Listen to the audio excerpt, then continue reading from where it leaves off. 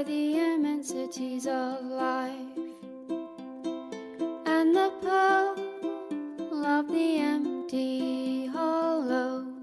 A stadium of space creates a strong undertow as he stands beneath the soulless sky.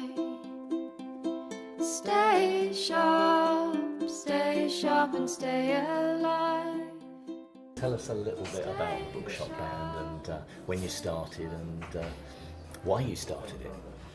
Well, I suppose, so everyone always says it was a great idea. It was a great idea, this sort of marriage of books and music, and the funny thing is that it wasn't really an idea that we had. In retrospect, it's become a great idea, but at the time it was just, the Bookshop band grew out of what was happening, and it was a title we gave to this songwriting project that Beth, I and a girl called Poppy Pitt started in 2010, and it was in collaboration with Mr. B's Emporium Of Reading Delights in Bath, which is a really lovely independent bookshop, and they approached me initially because I used to be in a band called Urison, and we played a lot and we stocked our CDs in their bookshop and we did a little gig in the bookshop, so they knew about me as a sort of a local musician. I just moved back to Bath from London, and they asked if I could maybe put together a little group to come into the bookshop to play some music at their author evenings. So it was to try and move away from the old school author event where an author comes in, reads a bit, signs a few books and leaves. They wanted to make it more of a show, and I suggested to them that instead of themed music, I would approach a couple of songwriters and we'd treat it as a songwriting challenge and try and write some songs on the theme of the event. So I approached Beth and Poppy, and they both said yes, and it was just a little five event series of events. It was only later when we decided that we would write songs inspired by the books that the authors were coming to talk about. So they were like full-blown novels rather than a page of a folk story or something. So it actually turned into, we gave ourselves more work in the end. In the Bookshop band, you're writing a song for 7 o'clock that night to play in front of 25 people, and it may never be played ever again after that time. So it's a completely different context, and actually it just means you can get creative and not worry about it, which as a songwriter is the place you always want to be in but never find yourself in. And at that point we hadn't even looked ahead to making albums or anything like that. It was just purely for this bookshop really, and that's as far as we'd got with it, because we didn't know it was going to go on as long as this, did we? No. We didn't know it would be a lasting project. We thought it would just be a series of events and that would be it.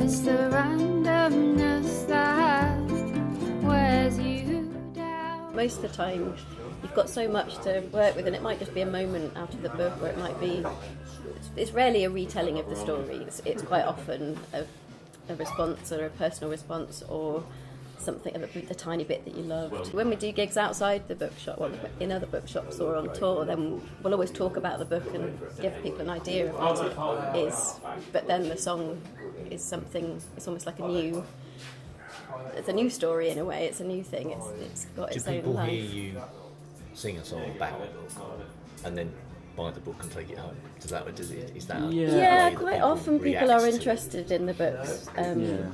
So occasionally we have them with us to sell, and if we're in bookshops, people can just order them there and then with the bookshop, so that's really convenient. But quite often we feel like there's a few that we've probably sold for the authors quite a lot. We've probably on their behalf, I really want to read that book now. Like 13 Chairs is one. There's a ghost story called 13 Chairs by Dave Shelton. Like Beth's saying, they can be quite personal responses, and as a songwriter,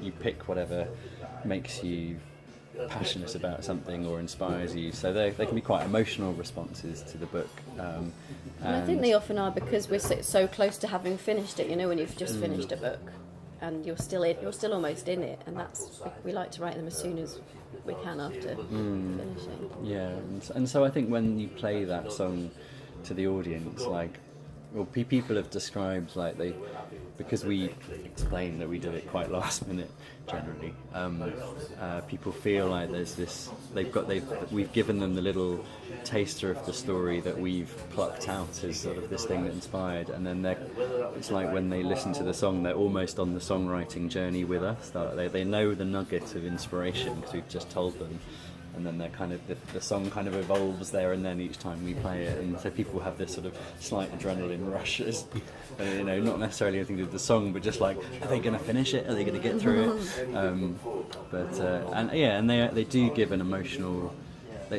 Songs are quite very emotional things anyway, and so they probably do act as quite good advertisements for the book. It's us emotively giving something from the book that catches someone in 5 minutes, and Clever, you're so full of your metaphor.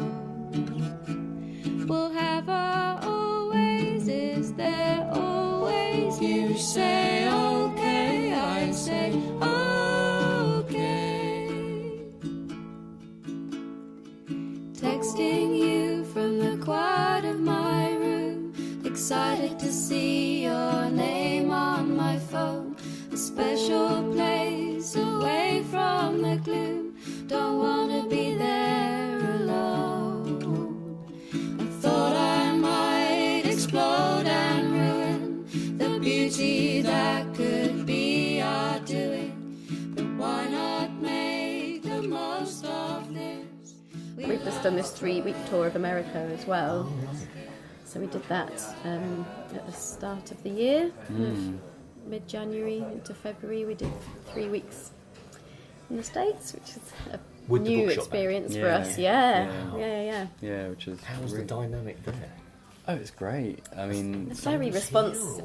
Yeah, I mean, I think the American audience were maybe a bit, how, English audience, British audience are great, but they can be a bit reserved, especially in bookshops. Actually, you kind of get this kind of polite clapping. But it seemed really After with that the pause, Yes, after the final yes. chord, there's And- a pause, and you think nothing's going to happen. apart from people go and then they go Interesting. yeah.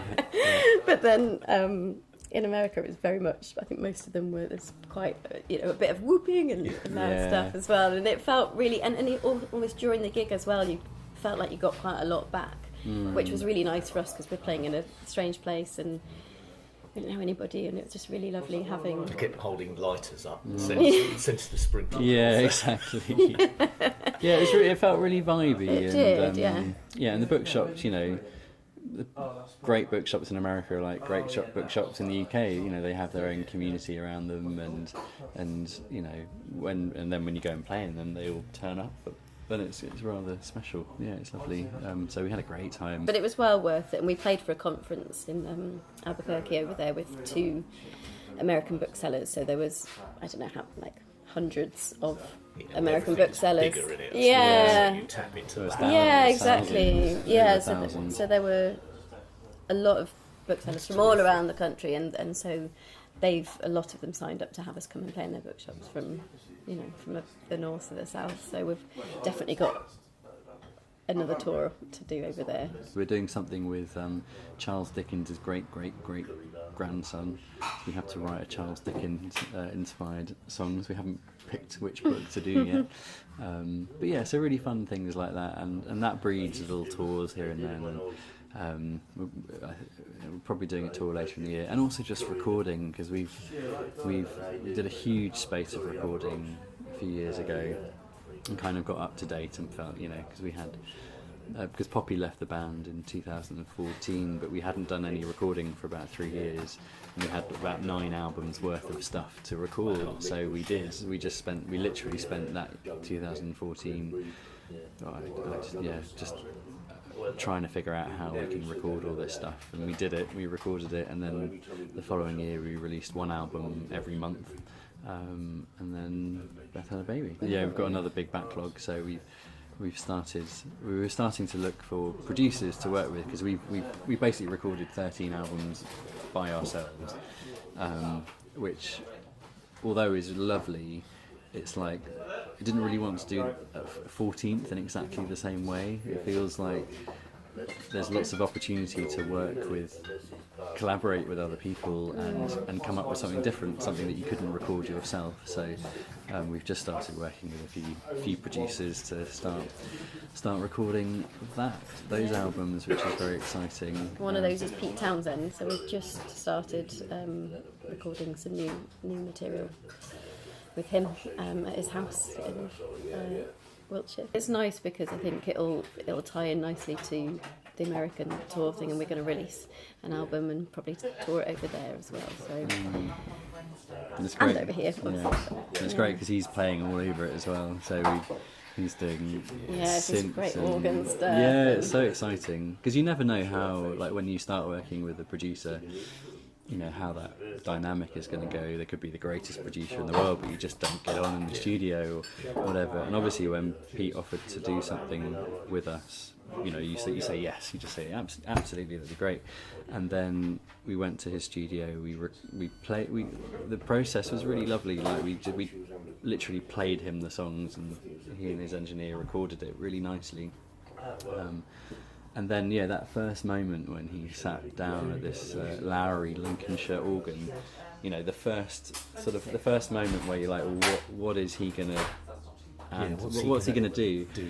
And it was beautiful. It was just he had no idea what to expect, and he just sort of there's this crazy sort of multi-kaleidoscope tremolo on this organ, and then pressed the organ pedals and the bass note kicked in, and I think it was also quite sensitive as well, wasn't really it? It wasn't just like I'm playing all over this. It No. was very much like exactly. No, it was, Stop it, Pete. no, it was great. He was so musical, and like he was just finding his way then, because he didn't know the track, and he was just finding it. But I think we were sitting there, and there were little moments of like it just sounded amazing, and we were like, this is going to be great. Quaaludes and cocktails, a storybook lane, a girl with 3 names, a place post-Watergate, free from its bird cage, where the unafraid parade. But in the sparkling mess of it all, from the back of her mind this thought takes to the floor. Perhaps we should all go back to Cleveland, where we know what's around the bend. Go back to Cleveland, where we know what's around the bend. Go back to Cleveland.